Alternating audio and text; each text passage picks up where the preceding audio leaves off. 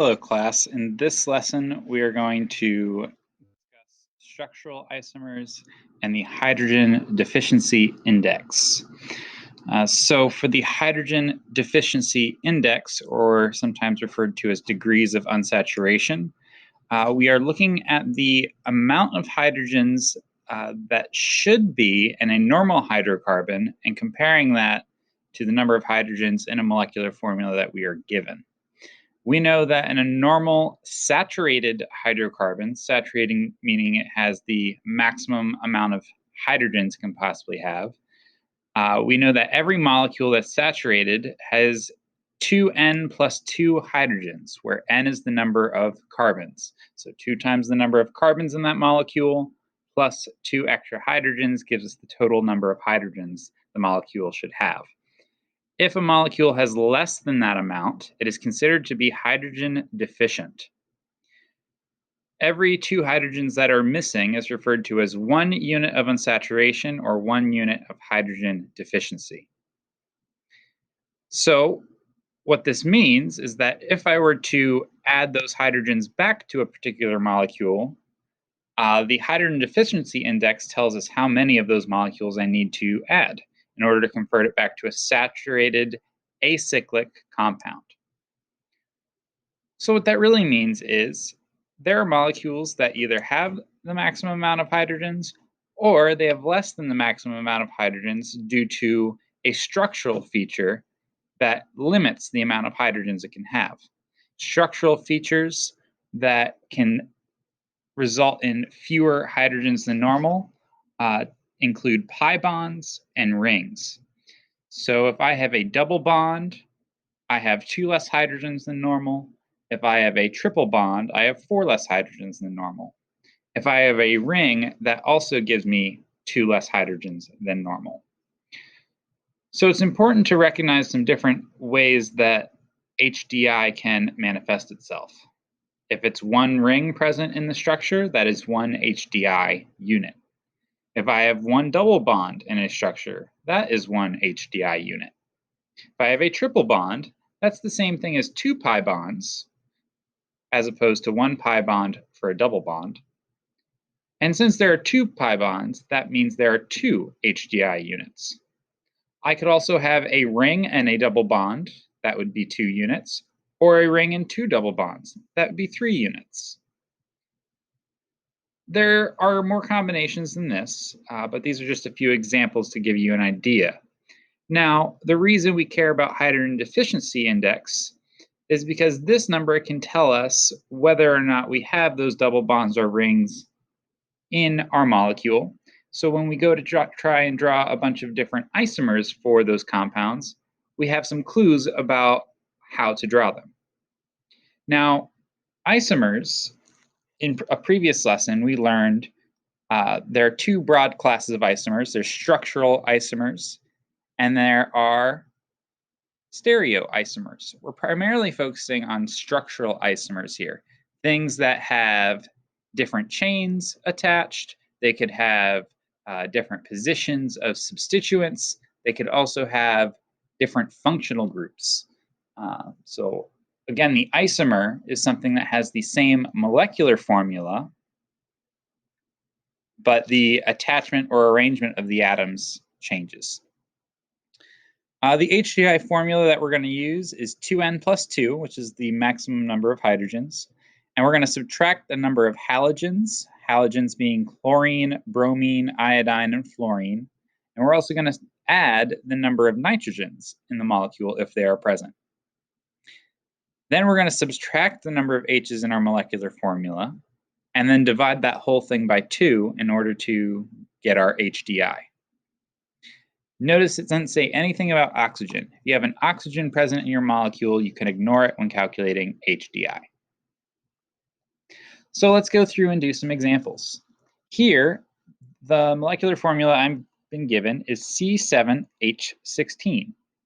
So I'm going to multiply 2 times 7, because that's the number of carbons I have, and I'm going to add 2 to that number. 2 times 7 is 14, plus 2, which equals 16. I'm going to subtract the number of halogens. Here I don't have any halogens, so I don't have to do anything. I'm going to add the number of nitrogens. Don't have any nitrogens here, so I don't have to do anything there. And then I'm going to subtract the number of H's in my formula. I have 16 H's in my formula, and then I'm going to divide this answer by 2. So I end up with 0 over 2, or 0 Hdi units. What that tells me is that I have no double bonds, or triple bonds, or rings in my molecule. So when I go to try and draw isomers, this is a saturated hydrocarbon, and I have to make sure there are 7 carbons and 16 H's in every possible way that I draw it. Now I'm going to show you a couple of different ways to do this. I'm going to first do the drawing method. I'm going to draw a couple of these out, and then I'm also going to show you how to do this using moleview.org. So first thing I want to do, anytime I'm trying to determine an isomer, I should start with the longest possible chain. There are my 7 carbons. I know that each carbon can have a max of 4 bonds. So I can fill in my remaining bonds with H's.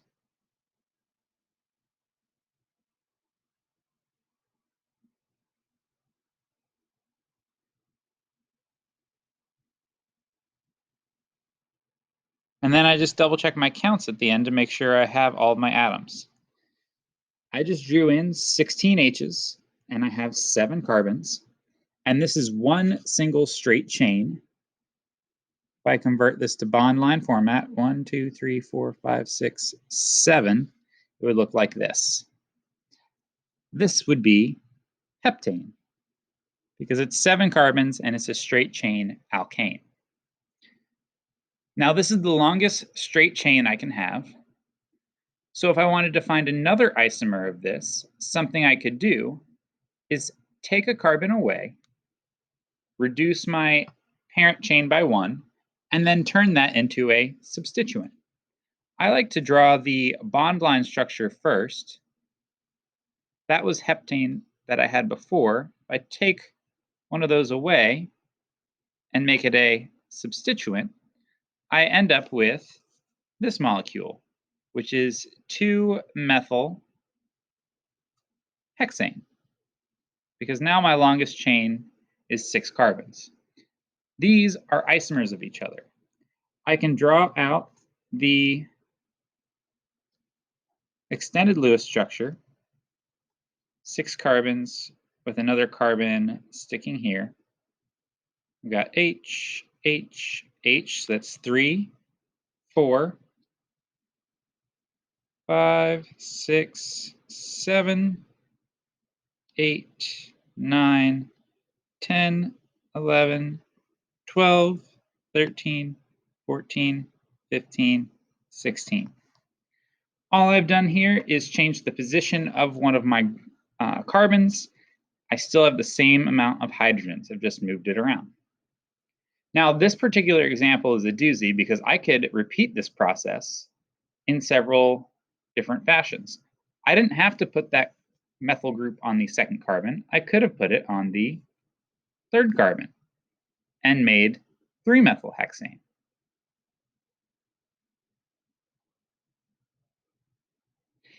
Now, if I had tried to put it on the 4th, 5th, or 6th carbon, then we would have had to change our numbering scheme.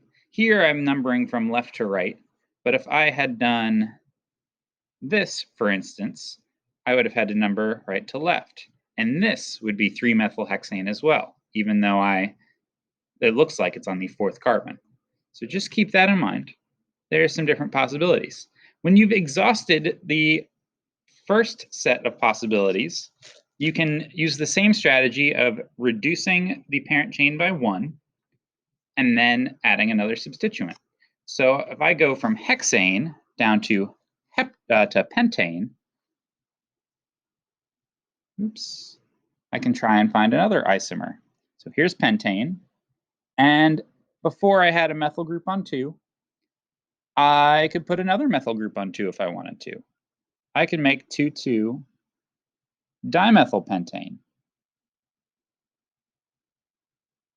that is one possible option. I could have spread those groups out. I could have gone 2,3-dimethylpentane. I could have even gone 2,4-dimethylpentane. All of these things are isomers of each other. Again, they have the same number of carbons and hydrogens, it's just that the attachments are different for each. Now, spoiler alert, with this particular compound, heptane has 9 possible isomers. I'm not going to draw all of them, but there are 9 different ways you can put this molecule together. And you can do that with both the bond line or the Lewis structure form. And just keep in mind that there are extra H's here. If you wanted to draw in the condensed form, you could do that. So if you decided to do CH3,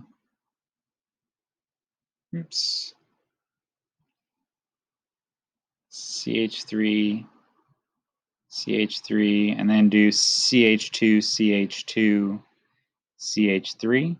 You could do that. That works for me. Whether you're drawing the Lewis structure or the condensed form, as long as you've got both the Lewis structure and the bond line form. I personally think using bond line structures to find the different isomers is easiest because you primarily are just moving the substituents or the branches around. And then we can just name it using our normal techniques. Now, if you were to do this in mole view, I'm going to go to mole view real quick. You can use the same strategy. So I'm going to start with my longest carbon chain, which was 7 carbons long. Oops. 1, 2, 3, 4, 5, 6, 7. So I see that's my straight chain carbon. Now, if I'm going to toggle here, it gets a little messy. So I'm going to toggle the CH to show the Lewis structure, and then I'll clean that structure up by clicking the broom. This is something you could screenshot and put directly into your Google Doc if you choose to do this all digitally. Then when you're done, toggle back and you get the bond line structure again, and then you can screenshot and put that directly into your Google Doc. Now, if I'm using the bond line structure thing, I can now do the same thing as before, take away one of these. I now have a 6 carbon chain, and I can move that carbon to a different location. This would be the 2-methyl pentane that we talked about, or 2-methylhexane that we talked about before. Again, it looks a little messy, so I'll clean up that structure, and it cleans it up nicely for me. And we see that all the hydrogens are there. If you count, I've got my 16 hydrogens, and I've got my 7 carbons. Then I can toggle back, and I get my bond line structure. Again, if I want then to come up with another isomer, take one away, and see if I can put it in a different location. So I get 2,3-dimethylpentane. And again, you can always clean these structures up, and it will get the angles right for you, and then you get the same structure. Okay? So that is an option for you if you are choosing to do it that way. Again, if you have only carbons and hydrogens, that first strategy is to come up with the longest chain first, then take one away and turn it into a branch, and keep repeating until you come up with the number of isomers. Now, I've got good news for you. On your assignment, I tell you exactly how many isomers I'm looking for each problem. The max you will have to find is 5 isomers for one particular problem, but the rest of them are between 2, 3, and 4 isomers per problem. It's kind of like a puzzle. You got to figure them all out. Here's an example where HDI will come into play. So again, 2 times 5 plus 2. This gives me 12 possible hydrogens. That would be my max. I don't have any halogens, chlorine, bromine, iodine, or fluorine, so I'm not going to subtract any. I also don't have any nitrogen, so I'm not going to subtract any. But I do have 8 hydrogens in my formula, and I'm going to divide that by 2. So I end up getting 4 over 2, and then I get an HDI of 2. This means I can have 2 double bonds in my formula. I could have a double bond and a ring. I could also have a triple bond. So there are a couple of different ways I can go about this. So one possible option, as I mentioned, is to start with my chain. Oops. And maybe I want to do a triple bond. If I put a triple bond in, I can only have one more H on that carbon.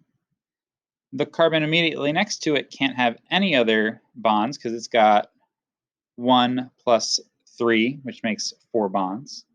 So then the remaining H's must be sticking off of here.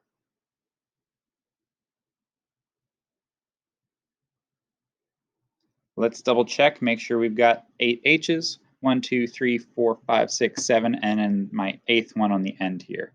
So this is one possible valid structure where I've got a 5-carbon chain with a triple bond on the end. That triple bond, because it has 2 pi bonds, satisfies my 2 Hdi units. I could also do a 5-carbon chain, and I could have 2 double bonds. So maybe I want to do a double bond here, and then maybe a double bond here. By doing that, I can have 2 more H's on each of those carbons. On this carbon, I can have 1 more H. On this carbon, I can have 1 more H. This carbon can also have 1 more H. And on my last one, I can have 3 more H's. In total, I still get my 8 hydrogens. I have 2 double bonds, so that counts for my 2 Hdi units. So it's kind of like playing around with the different structures and just seeing where can they possibly go. I didn't have to put the double bonds on alternating carbons here. I went double bond, single bond, double bond, single bond. I didn't have to do that. You could have done 2 double bonds together. It really just has to make sure that you satisfy the number of atoms and that you satisfy your Hdi units. Another option, I could have done a ring. So maybe I had a 5-carbon ring. And that ring would have satisfied one of my units. So the other unit would have had to be a double bond. If I went through and did that, let's see if that satisfies everything for me.